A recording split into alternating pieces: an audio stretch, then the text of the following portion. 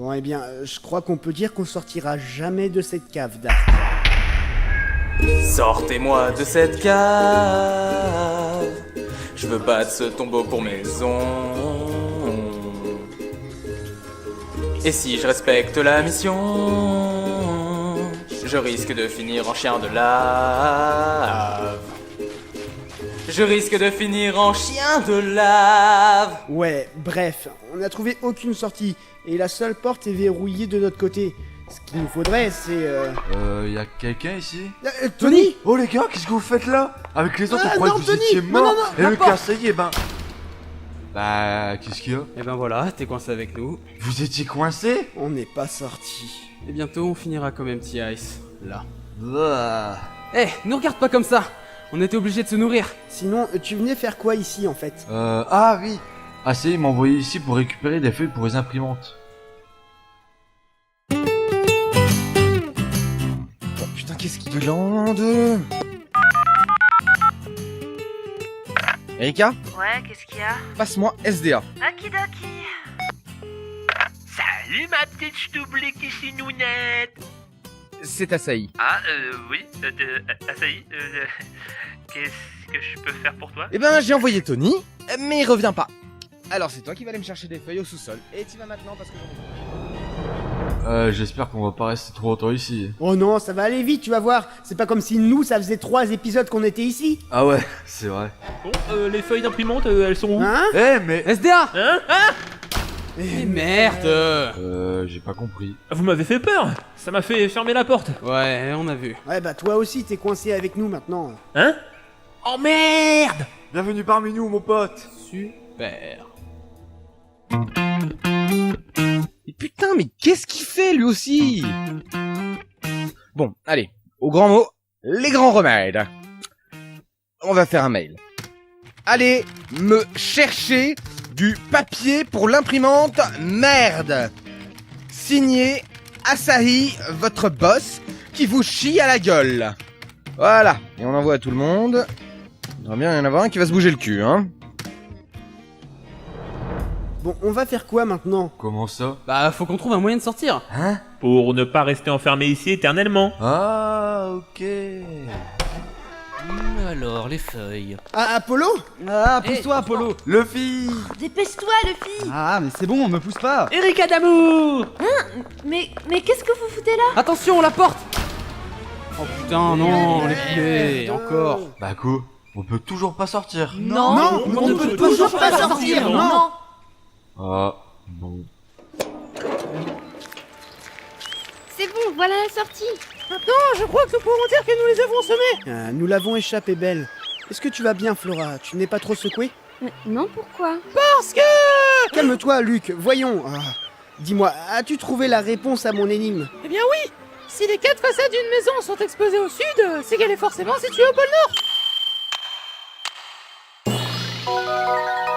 Parce que c'est la maison du Kinder Pingui. Professeur, le hall face Time se trouve tout près d'ici. Alors retrouvez Céleste. Si ça se trouve, vous avez vos chances avec elle. Ou alors, ça va encore finir au cimetière. Enfin, ça serait con que Bolt Potatoes se drague avant vous. Non mais Luc, je vais pas sortir avec la sœur de Claire. Mais pourquoi? Non mais parce que ça se fait pas déjà et parce que voilà quoi. Ah, bon. Moi je dis que c'est possible. Mais non mais pas toi Flora, tu vas pas t'y mettre. Toi.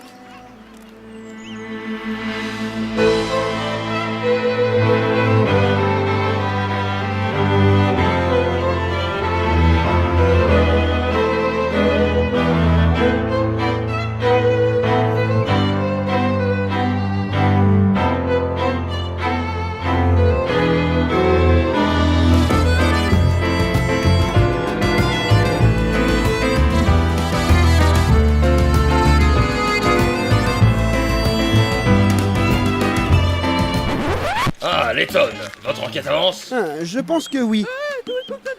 En tout cas, je suis content de vous voir, inspecteur. Ah bon? J'aimerais que vous m'accompagniez au Old Father Tales. Au Old Father Time? Oui, d'après les premiers résultats de mon enquête sur place, il émane du bâtiment un fumé alléchant. Barton? Oui, chef? Fermez-le un instant, vous voulez bien? Oui, chef. Qu'y a-t-il de si extraordinaire au Old Father Tales pour que je doive m'y rendre avec vous sur le champ? Eh bien, je ne vous promets rien, mais ce qui s'y passera pourrait vous mener à Billy Hawks. Qui ça? Le ministre merde. Ah oui, bien sûr. Eh bien, n'attendons plus un instant. Allons-y. Suivez-moi, Barton. Oui, chef. Allons-y les enfants. D'accord. Je vous suis, professeur. Je me demande où est Luc du futur. Cela va faire un bout de temps qu'on l'a pas vu. Mais ouvre un peu les yeux, Flora. Ah, professeur Flora, moi?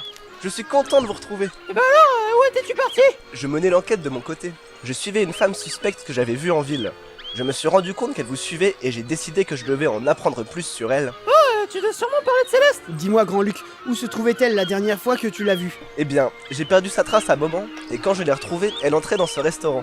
Quelques secondes plus tard, j'ai vu l'un de nos amis y entrer aussi. Je parie que c'est Paul Potatoes. Hey, je me demande vraiment à quoi ça sert de vous expliquer si vous savez déjà tout. Pour Flora, elle est conne, quoi. Hey. Et puis, nous avons travaillé dur aussi afin d'en savoir plus sur notre affaire. Excellent, je me doutais que vous continueriez à enquêter durant mon absence. Et maintenant, que devons-nous faire? Eh bien, tous les acteurs de cette histoire sont en place. Je pense qu'il est temps de rejoindre Céleste. Hein? Les acteurs de cette histoire? Vous voulez parler de Richout et Dard? Non, Flora, en plus, t'es même pas censé les connaître, toi. Qui ça? Laisse tomber. Entrons les enfants.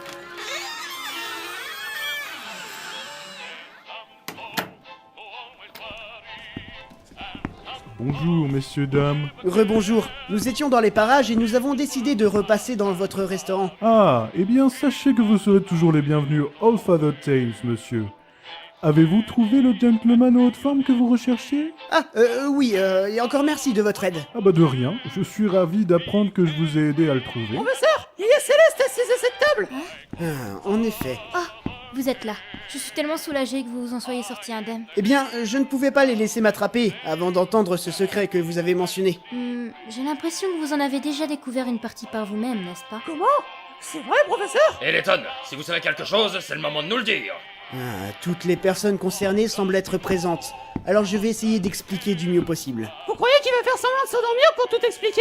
Pourquoi il ferait ça? Je sais pas. On vous écoute, professeur. Ce fut ardu, mais je crois avoir enfin réussi à faire toute la lumière sur cette affaire. Vous avez tout compris? Presque tout, oui. Comment ça? Presque tout. Eh bien, allez-y, Letton, qu'attendez-vous? Ah, inspecteur. Bien sûr, il y a beaucoup à dire à propos de cette ville et de tous ses secrets. Cette prétendue ville du futur n'est qu'une vaste mise en scène. Il s'agit d'une façade censée nous faire croire que nous avons voyagé 10 ans dans le futur. Ce que j'essaye de vous dire, c'est que la machine à voyager dans le temps n'est qu'un mythe. Comment? On nous a fait croire que l'horlogerie renfermait un passage vers le futur. Mais la réalité est bien différente. Quoique, tout aussi extraordinaire. Nous n'avons pas voyagé dans le temps, nous avons voyagé vers le centre de la Terre. On n'a pas vu Jules Verne pourtant. Vous voulez dire que nous nous trouvons sous terre? Absolument, inspecteur. Laissez-moi vous expliquer. Dimitri a découvert l'existence d'une gigantesque caverne sous Londres. Il a décidé d'exploiter cet espace souterrain pour construire cette ville. En d'autres termes, c'est comme si nous nous trouvions au cœur d'un immense décor de cinéma. C'est la première fois que je viens à Hollywood. La grosse horloge dans l'horlogerie ne sert qu'à faire du bruit et à impressionner, non pas à nous faire voyager dans le temps. En fait, c'est tout l'établissement qui sert d'ascenseur vers cette ville souterraine. C'est donc Dimitri qui est derrière tout ça. Mais pourquoi se donner autant de mal? Eh bien, c'est une question qui me taraude également. Pourquoi tenait-il tant à nous faire croire que nous étions dans le futur? Il est possible que cela ait un lien avec son but ultime. Son but ultime? Mais qu'est-ce que ça peut bien être? Construire une véritable machine à voyager dans le temps. Cela a toujours été son rêve. Il n'a jamais renoncé à cet objectif. Mais il a eu beau y consacrer toute son énergie, il n'a pas pu l'atteindre tout seul. Il avait besoin de l'aide d'autres scientifiques. Il a donc réuni les plus grands savants de Londres. Pour s'assurer de leur soutien, il a dû leur faire croire qu'ils avaient voyagé dans le temps. Mais comment ça? Réfléchis, Luc. Dimitri ne pouvait pas simplement les emprisonner. Il n'aurait jamais accepté de travailler sous la contrainte. Dimitri a donc adopté une approche plus subtile pour que les savants l'assistent de leur plein gré. Il leur a donné une bonne raison de s'intéresser activement à ses recherches. Il leur a dit qu'il se trouvait 10 ans dans le futur et qu'ils ne pouvaient pas rentrer chez eux. Il leur a présenté sa machine en leur disant qu'elle ne fonctionnait pas correctement. Pour rentrer chez eux, les savants avaient donc tout intérêt à achever la machine. Ah, c'est donc pour cela qu'ils exécutaient tous ces ordres. Voilà les éléments que j'ai pu découvrir. Pourquoi ne pas compléter mon récit, monsieur? Qui ça, moi? Oui, vous, Dimitri. Ah, vous m'avez donc percé à jour. Quoi? Un déguisement? Toujours aussi perspicace, mon cher Herschel. Cet établissement est une des bases d'opération du clan. Il était donc un peu étrange que son propriétaire nous laisse y entrer sans sourciller. Je suis pourtant très agile de mes sourcils. Enfin bref, je vous félicite pour l'ensemble de vos déductions. Votre sagacité m'impressionne. Vous vous savez, faire une saga MP3, ça prend pas autant de temps que ça. Hélas, vous ne me laissez pas d'autre choix. Je vais devoir vous faire taire pour de bon. Dimitri Allen, vous nous espionnez depuis le début? Je suis ici pour défier le professeur, non pour perdre du temps avec un inspecteur raté. Personne ne me traite d'inspecteur raté. Je vais vous montrer, moi, de quoi il est capable, l'inspecteur raté. Chef, calmez-vous enfin, arrêtez. À votre place, je resterai calme et j'éviterai de bouger. Hein, comment ça? Voyez-vous, j'ai placé assez d'explosifs dans ce restaurant pour le raser entièrement. Moi j'ai pas de poils, donc ça va. Hein? Et le compte à rebours a commencé.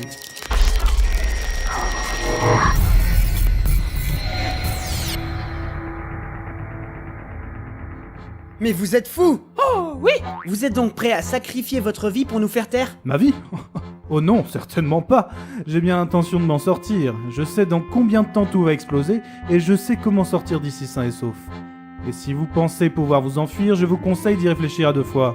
Il serait dommage de marcher malencontreusement sur des explosifs. Comment? Cet endroit serait comme un démineur géant. Mais c'est génial. Bon attends, je choisis cette case. C'est un 1. Je vais écrire ça avec mon marqueur suisse. Oh non! Je vois à votre tête que vous avez compris. J'ai hâte de profiter du spectacle. J'ai bien peur que vous ayez vécu votre dernière aventure en MP3, mon cher Herschel. Cette fois, il semble que vous ayez gagné, Dimitri. Il n'y a rien que je puisse faire. Ah, Je suis désolé, Flora, mais nous allons sûrement mourir ici. Non, je veux pas mourir. En fait, ce n'est pas tout à fait vrai. Je ne suis pas un monstre, vous savez. Je vous ai laissé une porte de sortie. Toutes ces bombes se désactiveront grâce à ma voix. Je n'ai qu'à dire désactivation des bombes, et puis... Bombe désactivée. Merde attendez réactivation des bombes. Bombe activée. Voilà, et ne croyez pas que je vais désactiver les bombes à nouveau. Toutes ces bombes peuvent être désactivées par n'importe qui, et ce grâce à un code. Et ce code est la réponse à cette énigme. Énigme 23. Mot de passe. Qu'est-ce qui est bleu et qui fait pout-pout? Eh bien, laissez-moi y réfléchir. Il ne faudrait pas qu'on dise une réponse au hasard et... Ah, j'ai la réponse. Quoi?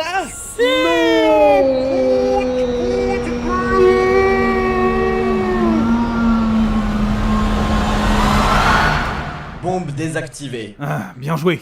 J'ai été bête de croire que vous ne viendriez pas à bout de cette énigme stupide. Ah, vous allez sans doute vous en sortir finalement. Hein? Mais vous avez protégé vos bombes avec ce genre de mot de passe? Mais vous êtes stupide ou bien... Ou bien... Mais oui? Mais Luc, en fait, il y avait pas de bombe? Ok, je l'avoue, j'ai eu peur. Mais d'où venait cette voix alors? Désactivation des bombes. Bombe désactivée. Je peux tout vous expliquer. Ok, en fait, c'était ce scientifique qui était caché dans le placard et qui jouait avec un interphone. Et merde! Si j'ai bien compris, vous cherchiez juste à gagner du temps afin de vous enfuir. J'aurais dû me douter que je ne parviendrais pas à vous berner, Herschel. Il y a certaines choses qui m'échappent encore, Dimitri. Pour quelle raison avez-vous mis en œuvre un plan aussi complexe? J'avais une très bonne raison d'agir comme je l'ai fait. Il y a une dizaine d'années, Billy Hawks et moi étions de bons amis et des scientifiques respectés. Nous menions ensemble des recherches sur les voyages dans le temps. Nous nous sommes dévoués corps et âme à nos recherches. Nous étions déterminés à atteindre notre but. Après des mois d'efforts, nous avons mis au point un prototype de machine à voyager dans le temps. Nous n'avions plus qu'à le tester avec un être humain. Billy voulait que notre assistante Claire serve de cobaye. J'étais totalement opposé à cette idée, bien sûr. Il faut dire que j'étais très amoureux de Claire. Mais j'étais trop occupé par mes recherches pour m'en apercevoir. C'est alors que j'ai découvert une erreur de conception dans notre machine. J'ai supplié Billy de repousser l'expérience, mais il n'a rien voulu entendre. Quelque temps après l'accident, j'ai fait une découverte qui m'a abasourdi. Sans m'en parler, Billy avait accepté de vendre les plans du convecteur temporel de notre machine. Une grande multinationale lui en avait offert une grosse somme d'argent. Billy savait que la machine n'était pas prête, mais ses commanditaires attendaient des résultats. Nous connaissons tous les conséquences tragiques de sa décision. Lorsque j'ai compris que Bill n'avait pas l'intention d'annuler l'expérience, il était déjà trop tard.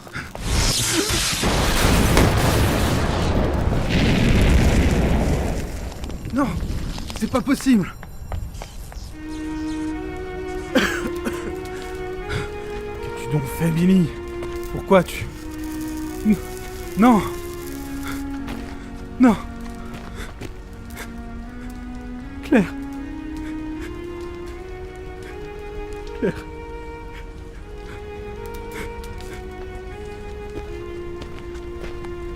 Billy! Je dois y aller. Reviens! Dimitri, Claire? Ça va? je ne t'en veux pas. Tiens. Mets cette machine. Je vais scanner le contenu de ton cerveau.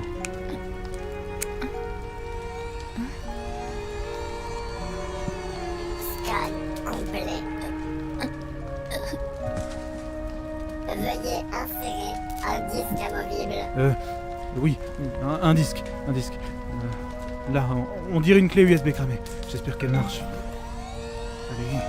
Allez. Copie effectuée. Grâce à cette copie, j'ai pu sauvegarder la conscience de Claire.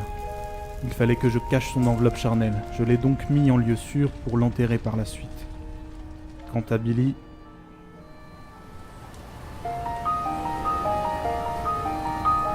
Billy! Peux-tu m'aider à cacher un corps? Je peux pas aller chez moi. Une semaine que tu n'es pas venu, Claire a mouru, elle ne rigole plus de moi. Nous étions 3 scientifiques, mais y a un hic, il n'y a plus que toi et moi.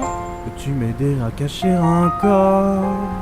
Oui, juste un seul petit corps. Va-t'en, Dimitri! Pourquoi moi?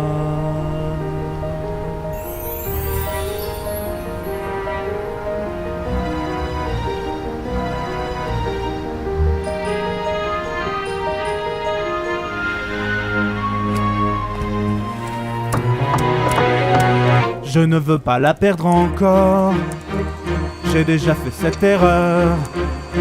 Je suis un scientifique sans amis. Je recherche un bon moyen de la préserver. Mémoire bien copiée. Je lui ai redonné vie dans cette interface, que toutes ses pensées prennent place. C'est ainsi qu'en travaillant une bonne année, en investissant plus de 4000 €, j'ai réparé et customisé cette petite clé USB. Je lui ai donné le don de la parole, de la réflexion, et grâce à des pattes mécaniques ressemblant à celles des araignées, je lui ai donné la mobilité. Je l'ai nommé tout simplement Spydos. Initialisation. Bonjour Dimitri. La mémoire de Claire était bien présente. Je pouvais continuer de parler avec elle, elle fonctionnait. Elle se rappelait de moi, de tous nos souvenirs ensemble, mais au fur et à mesure, cela me faisait ressasser sa mort atroce. Et je crois que ce fut la même chose pour Spydos. Elle me posait des questions sur sa condition d'être, comment elle s'était retrouvée dans le corps d'une araignée métallique. Elle a dû voir dans mes yeux que je ne la regardais plus comme avant, plus comme une femme. Un soir, alors que je dormais, elle est partie, toute seule. Et je ne l'ai plus revue pendant un long moment.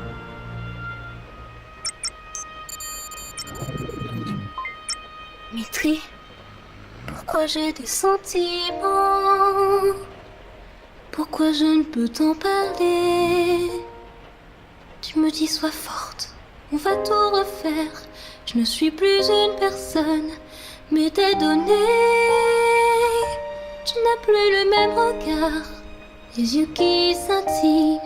Y a plus rien entre nous.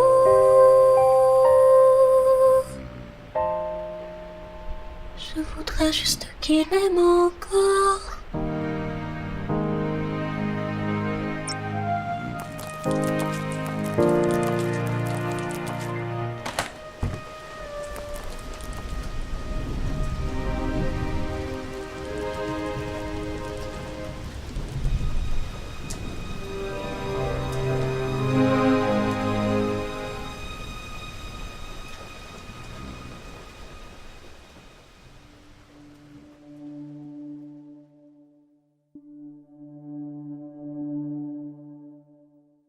À cause de la cupidité de Billy, j'ai perdu Claire pour toujours. La vie nous joue parfois des tours bien cruels. Ce jour-là, j'ai perdu les 4000 € que j'avais investis. Mais 4000 €! Personne ne me les rendra! Et la femme que j'aimais est l'objet de mes recherches! Dire que cela m'a anéanti ne serait qu'un doux euphémisme. Et vous savez quoi? Billy, quant à lui, s'est entièrement remis de ses blessures. Il a honoré son marché avec cette multinationale. Et celle-ci lui a offert une somme colossale. Grâce à sa fortune, il s'est lancé en politique et a rapidement gravi tous les échelons. Le responsable de la mort de Claire, occupant les plus hautes fonctions du gouvernement. C'est le comble de l'injustice, vous ne trouvez pas? Je comprends. Mon amertume m'a poussé à reprendre mes recherches. Je voulais revenir dans le passé et empêcher Billy d'avoir ce succès non mérité. Bien sûr, j'avais une autre raison de vouloir remonter le temps. Je voulais tenter de sauver Claire. J'imagine que vous comprenez mon sentiment, Herschel. Attendez, vous savez que si vous retournez dans le temps pour sauver Claire, vous allez annuler la raison pour laquelle vous avez créé la seconde machine temporelle. Comme dans le film La machine à explorer le temps. Ben, je me suis dit... On s'en balance? Claire n'est plus parmi nous. Personne n'a le pouvoir de modifier le passé. Vous le pensez vraiment? J'aimerais parfois qu'il en soit autrement. Mais oui, je le pense vraiment. Oh, il y a autre chose. Je vous écoute. Dans cette affaire, vous n'avez jamais été qu'un pion. En avez-vous conscience? Comment? De quoi parlez-vous? Quelqu'un ici a fomenté un plan encore plus terrible que le vôtre, cher Dimitri. Et cette personne, c'est vous! Quoi? Hein? C'est moi? Moi du futur? Enfin, ça veut dire que je vais faire un plan plus terrible dans le futur? Mais non, Luc, tais-toi! Vous devez faire erreur, professeur. C'est pourtant très clair. Mais non, elle est morte! Il est temps de jouer franc jeu, Luc. Ou dois-je vous appeler Clyde? Il m'a fallu un certain temps pour rassembler toutes les pièces du puzzle. Mais quand j'ai enfin compris ce que vous prépariez, j'en ai eu la chair de poule. Mais de quoi parle-t-il, Clyde? Ainsi donc, vous n'avez révélé vos intentions à personne. Pas même à votre associé, Dimitri. Comment? Où voulez-vous en venir, Herschel? Clyde a l'intention de prendre sa revanche sur la vie. Et vous, Dimitri, êtes l'un de ses pions. Excellent travail, professeur. Vous m'avez percé à jour. Arrêtez donc de faire autant de mystère, Letton. Qu'est-ce qui se passe, au juste? Clyde, lorsque vous étiez enfant, vous viviez à côté du laboratoire où travaillaient Billy et Dimitri. L'immeuble où vous habitiez a été détruit par l'explosion le jour de l'incident. Le bilan fait état de 10 morts ce jour-là, et vos parents faisaient hélas partie des victimes. La perte de votre famille et de votre foyer a dû être un choc terrible pour vous. Mais ce choc a alimenté en vous une colère sombre et froide. Vous avez décidé de vous venger de ceux qui vous avaient fait souffrir. C'était votre obsession. Vous avez eu la chance d'être adopté par une adorable vieille dame au nom de Constance Dove. Lady Constance était d'une gentillesse extrême. Elle était aussi incroyablement riche. Vous avez formé une famille heureuse tous les deux, et elle vous a aidé à vous reconstruire. Hélas, ce bonheur n'a pas duré. Lady Constance a quitté ce monde 5 ans plus tard, et elle vous a légué toute sa fortune. Peu après, vous avez obtenu votre diplôme, et vous avez commencé à travailler pour un grand journal. L'héritage que vous aviez reçu, vous avez mis à l'abri du besoin. Ce n'est donc pas l'argent qui vous a poussé à choisir ce travail. Vous aviez une idée derrière la tête. Vous aviez besoin des ressources du journal pour traquer les hommes qui avaient gâché votre vie. Vous saviez, et je ne sais comment, que Billy Hawks et Dimitri Allen étaient responsables de l'explosion du laboratoire. Vous avez donc concocté un plan pour venger vos parents. Vous avez commencé par recruter Dimitri en le persuadant de reprendre ses recherches. Ensuite, vous avez utilisé votre fortune pour faire bâtir cette réplique de Londres. Vous avez alors utilisé le réseau du journal pour trouver les plus brillants scientifiques du pays. Vous ne pouviez mettre votre plan à exécution sans leur aide. Vous avez donc tendu un piège à ces savants et les avez forcés à travailler pour vous. Pourtant, bien que Dimitri l'ignore, peu ont réellement travaillé sur la machine à voyager dans le temps. Quoi? Clyde avait en effet assigné la plupart des savants à un autre projet. C'était un projet qui lui tenait particulièrement à cœur. Bon, on va pas y passer la journée, Letton. C'est bon, dites-nous quel est cet autre projet. Eh bien, il s'agit d'une arme d'un genre nouveau, conçue pour semer la destruction à grande échelle, inspecteur. Une arme? Est-ce qu'il dit la vérité, Clyde?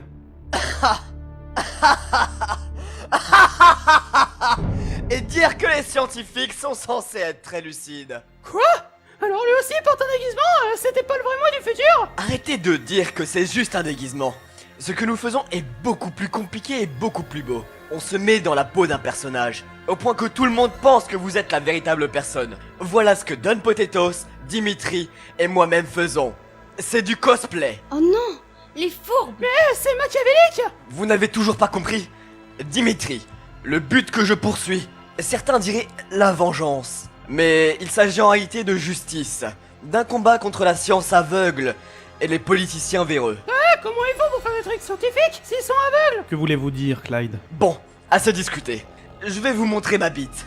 Toi, viens avec moi. Hein? Quoi? Déjà? Oh bah oui, pourquoi pas. Quoi? Attends, lui manque une autre bite et va voir que je m'épile. Allons-y, je suis prête. Je porte toujours pas de culotte. Luc, suis-moi. Oui, professeur.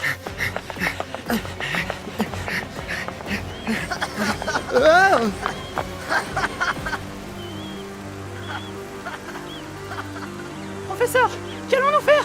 Il a emmené Flora et... Layton! Hé! Regarde donc ça! J'en crois pas mes yeux! Hein? De quoi? Le phare! Il vient d'émettre des lumières vertes! Il est en train de trembler. Le sol tout entier tremble.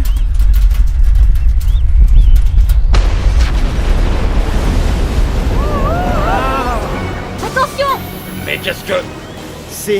C'est immense. Professeur, qu'est-ce que c'est que ce truc? C'est une base. Base? Mais comment une base peut-elle être aussi immense et mobile? Tout simplement parce que BIT n'est autre que l'acronyme de base invincible, titanesque d'extermination. Professeur Layton, préparez-vous à prendre une dérouillée par ma bite. Ouah! C'est la plus grosse bite que j'ai jamais vue et... Elle se dirige droit vers nous, professeur! Ah! Mettez-vous à l'abri, vite!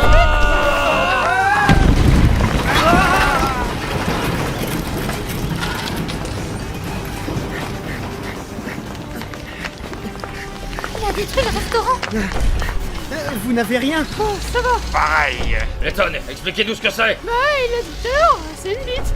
Il semblerait que Clyde ait travaillé à la construction d'une sorte de forteresse mobile. C'est donc vrai? Ce maniaque était en train de construire une machine de guerre sous Londres. Sous Londres! Alors c'est donc cette machine que Clyde était en train d'élaborer. Vous étiez au courant? Non, mais je me doutais que quelqu'un utilisait Dimitri afin de construire des armes. Cependant, je n'aurais jamais cru que ces recherches permettraient de créer une machine si atroce. Je vois. Cet endroit est devenu bien trop dangereux. Il faut que vous partiez au plus vite. Et vous? Eh bien, je vais vous Flora est accompagner. coincée là-dedans, nous devons la sauver, professeur. Ah bah oui.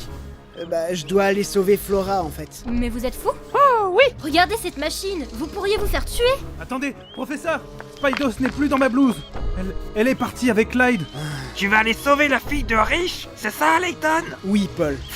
T'as toujours une bonne excuse pour frimer. Cependant, je ne sais pas comment entrer dans cette forteresse. Hé, mais on pourrait essayer d'escalader une de ses jambes. Oh, mais bien sûr! Le professeur va écouter les bonnes idées du gamin et se faire aplatir comme une crêpe! Mais il peut pas marcher sur ses jambes, voyons. Ce que vous dites n'a aucun sens. Écoute, Layton, que dirais-tu d'utiliser ta voiture pour atteindre la forteresse? Et après, on dit que c'est moi qui ai des idées complètement connes. Et puis, la Layton Mobile qui est garée à l'hôpital n'était pas une réplique censée nous faire croire que nous étions dans le futur. C'en est une! Mais en la voyant, j'ai eu l'idée de créer ma propre Layton Mobile. On peut donc dire que c'est la Don Potatoes Mobile. C'est un modèle amélioré, estampillé Don Potatoes. Je comptais la garder pour faire des méfaits sur Londres avec, pour que tout le monde croie que c'était Layton. Mais bon, tant pis. Elle vous attend là-haut, sur le sentier près du fleuve. Merci beaucoup, Paul. Ne va pas t'imaginer des choses, Layton. Si je fais ça, c'est pour avoir la thune de Flora. Luc? Oui? Cela risque d'être dangereux. Alors fais-moi plaisir. Viens avec moi, on sait jamais. Ok. Dépêchons-nous. Oh putain. J'ai jamais couru comme ça. Oh. Paul Potato ne plaisantez pas. Cette voiture ressemble vraiment à la Layton Mobile. Vite, entre, Luc. Alors, la clé. Toi l'Englishman, Hein? enlève dans ton chapeau. Ah, c'est pas moi qui écoute ça. Je viens avec vous. Non, Céleste, nous nous occupons de tout. Et attendez, y a pas de ceinture. Vite, le temps presse. N'hésite pas à mettre la gomme. Oui. Professeur, reculez un peu. La route est trop courte pour atteindre 80 miles à l'heure. La route?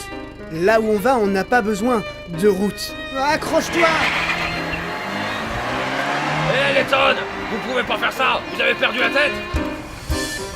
Professeur! Qu'y a-t-il, Luc? Ouais, je viens de remarquer quelque chose. Pendant Layton Village, j'avais 13 ans. Oui, et... Et donc, maintenant j'ai 15 ans. Oui, et alors? Alors, ça veut dire qu'on aurait pu le savoir depuis le début que Luc du futur n'était pas moi. Il avait dit qu'il avait 18 ans et qu'on était 10 ans dans le futur.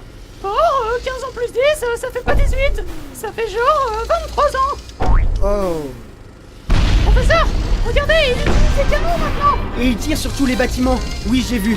Accroche-toi, Luc. Je vais utiliser cette grande colline pour monter sur la plateforme maîtresse de sa forteresse. Ok.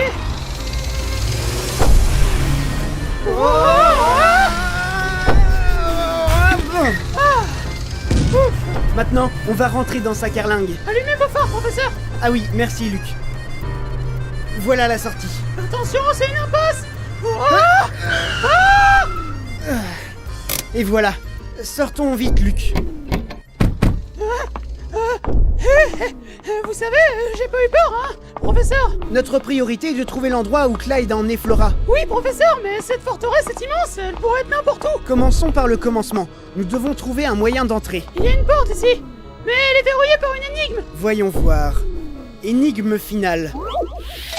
Dans un seul sens. Celui qui m'écrit me voit, et celui qui m'utilise ne me voit pas. Qui suis-je? Je pense avoir trouvé. C'est... Non, attends Luc. J'ai une dernière petite chose à faire avec le Walking Man. Hein? Comment ça? C'est notre toute dernière énigme. Ouais, et alors? Et vous, savez-vous aussi la réponse de cette énigme? Pourquoi vous pointez votre doigt dans le vide comme ça? Chut Luc, ne me dérange pas maintenant, d'accord? Sachez que grâce à la réponse, vous pourrez accéder à l'épisode final en avant-première de cette saga MP3 sur notre site, une fois qu'il sera prêt. Pour trouver la réponse, reposez-vous, faites le vide, réfléchissez bien à l'énoncé. Allez. Ça va? Un indice peut y être caché. On compte sur vous. Eh ben, on est parti pour rester là longtemps si vous attendez la réponse d'une personne.